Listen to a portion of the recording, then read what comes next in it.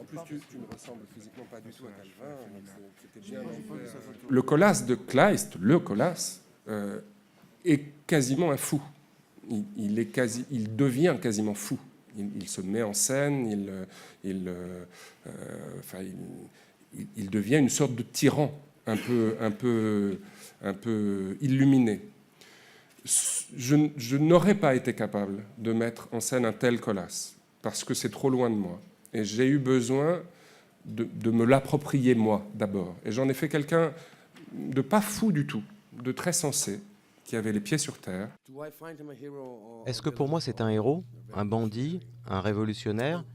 Eh bien, en jouant ce rôle, en donnant vie à ce personnage, visiblement je le défends. Mais en rentrant chez moi, en sortant de ce rôle, j'ai pu l'analyser.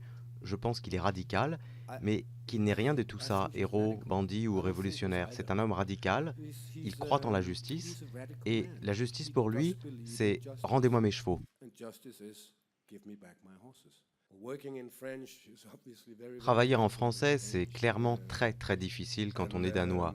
Nous avons passé un accord disant que je travaillerais le plus possible, constamment, non-stop, et quand on tournait les scènes, on n'en reparlait plus, c'est tout. C'était l'accord, et on s'en est tenu à ça. Car en tant qu'acteur, on doit être libre de ses mots. C'est comme endosser un costume, porter un chapeau, et ce chapeau est très très difficile à porter. But this hat was very difficult to wear.